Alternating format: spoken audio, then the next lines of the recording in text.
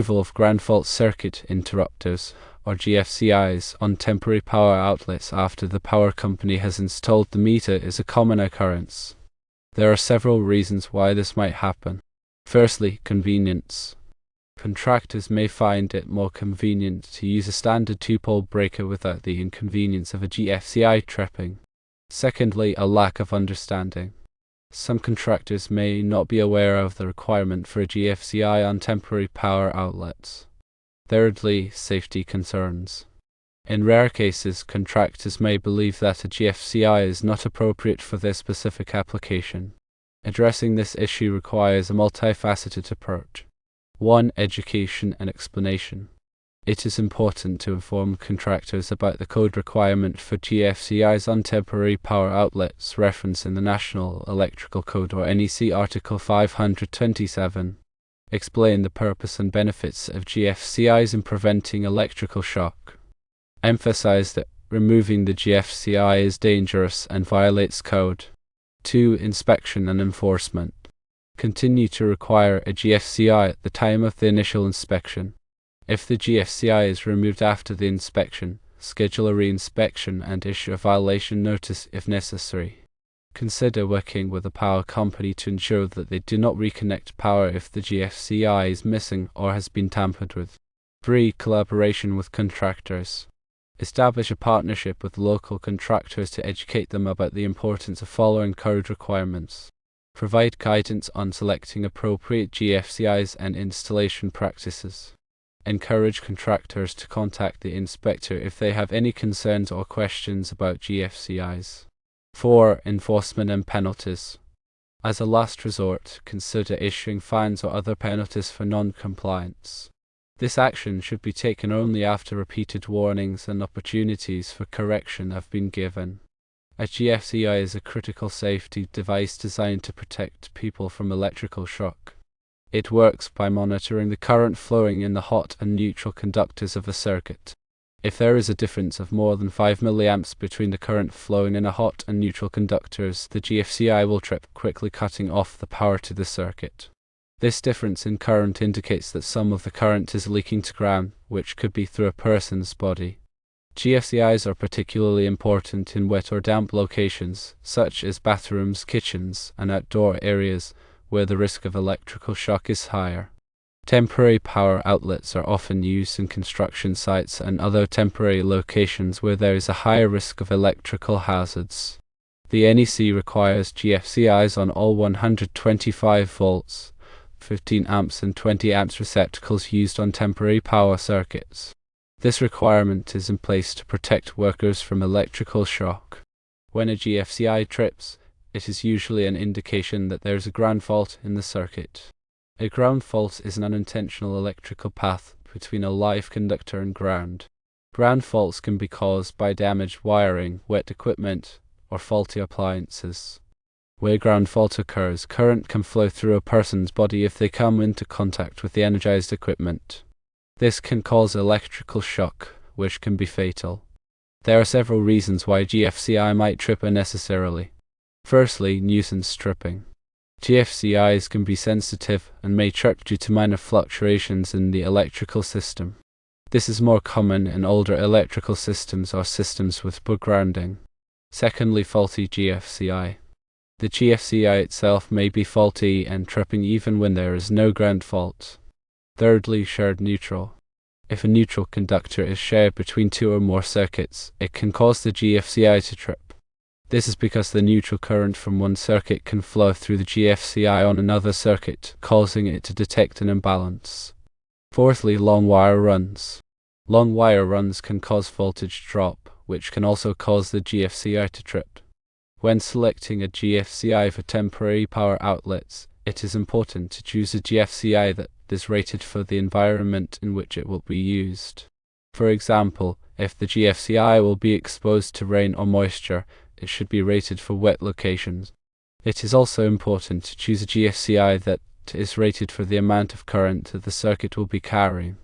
GFCIs are typically rated for 15 amps or 20 amps.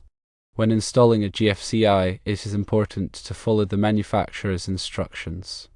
The GFCI should be installed in a readily accessible location so that it can be easily reset if it trips.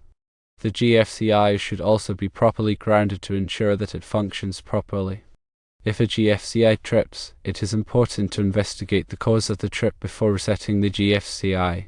If the cause of the trip is not obvious, it is best to call a qualified electrician to inspect the circuit.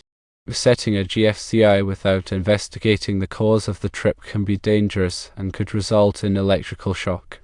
Removing a GFCI from a temporary power outlet is a dangerous practice that can put workers at risk of electrical shock. It is important to educate contractors about the importance of GFCIs and to enforce the code requirements for GFCIs on temporary power outlets. One of the critical aspects of ensuring electrical safety on temporary power systems is proper grounding. Grounding provides a low impedance path for fault current to return to the source, which helps to trip over current protection devices like circuit breakers or fuses, thus quickly disconnecting the power and preventing electrical shock. There are several types of grounding systems used in temporary power applications, including equipment grounding and system grounding. Equipment grounding connects the non-current carrying metal parts of electrical equipment, such as enclosures and conduits, to ground. This provides a path for fault current to flow back to the source in the event of a ground fault. System grounding, on the other hand, connects one of the current carrying conductors of the electrical system, typically the neutral conductor, to ground. This helps to stabilize the voltage and provides a reference point for the electrical system. The NEC provides detailed requirements for grounding electrical systems, including temporary power systems. These requirements specify the size and type of grounding conductors that must be used, as well as the methods for connecting the grounding conductors to ground. It is crucial to follow these requirements carefully to ensure that the grounding system is effective in protecting people from electrical shock. In addition to grounding, bonding is another important aspect of electrical safety on temporary power systems. Bonding is the process of connecting all of the metal parts of an electrical system together to create a continuous electrical path. This helps to ensure that all of the metal parts are at the same voltage potential, which reduces the risk of electrical shock. The NEC also provides detailed requirements for bonding electrical systems, including temporary power systems. These requirements specify the methods for bonding the metal parts of the electrical system together, as well as the size and type of bonding conductors that must be used. Regular inspection and testing of temporary power systems is essential to ensure that they are safe and in compliance with code requirements. Inspections should be conducted by qualified electrical inspectors who are familiar with the NEC and other applicable standards. Testing should include visual inspections, as well as electrical tests to verify the integrity of the grounding and bonding systems, the proper operation of GFCIs, and the absence of ground faults. Any deficiencies identified during inspections or testing should be corrected promptly to prevent electrical hazards. In some cases, contractors may remove GFCIs because they are experiencing nuisance tripping issues. Nuisance tripping occurs when a GFCI trips even though there is no actual ground fault. This can be caused by a variety of factors, including electrical noise, faulty equipment, or improper wiring. When nuisance tripping occurs, contractors may be tempted to remove the GFCI to avoid the inconvenience of having to reset it repeatedly. However, this is a dangerous practice that can put workers at risk of electrical shock. Instead of removing the GFCI, contractors should investigate the cause of the nuisance tripping and take steps to correct the problem. This may involve troubleshooting the electrical system, replacing faulty equipment, or improving the wiring. There are several strategies that can be used to minimize nuisance tripping of GFCIs. Firstly, use high-quality GFCIs. High-quality GFCIs are less likely to trip due to electrical noise or minor fluctuations in the electrical system. Secondly, improve grounding. A good grounding system can help to reduce electrical noise and prevent nuisance tripping. Thirdly, separate circuits. Avoid sharing neutral conductors between circuits, as this can cause GFCIs to trip. Fourthly, use surge protection. Surge protection devices can help to protect GFCIs from voltage spikes, which can cause them to trip. It is also important to educate workers about the proper use of temporary power systems and the importance of GFCIs. Workers should be trained to recognize potential electrical hazards and to take steps to avoid them. They should also be instructed on how to properly reset a GFCI and what to do if a GFCI trips repeatedly. In addition to GFCIs, there are other types of safety devices that can be used on temporary power systems to protect workers from electrical hazards. These include arc fault circuit interrupters, or FCIs, and equipment leakage circuit interrupters, or LCIs. FCIs are designed to protect against arc faults, which are dangerous electrical arcs that can cause fires.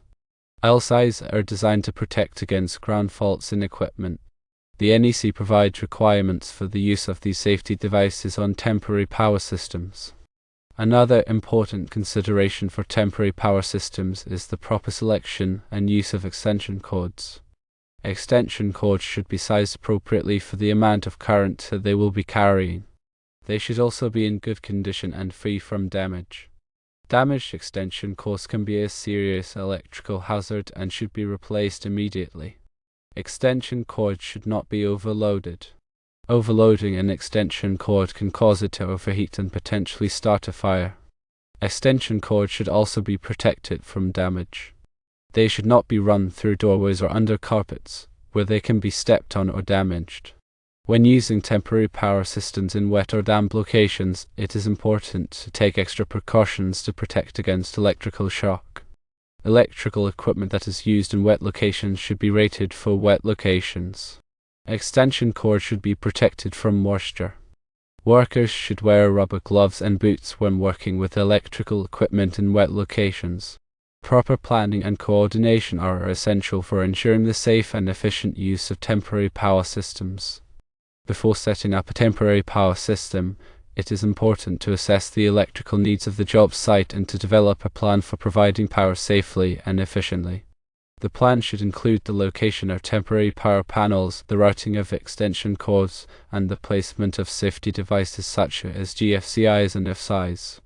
The plan should also address potential electrical hazards and how to mitigate them.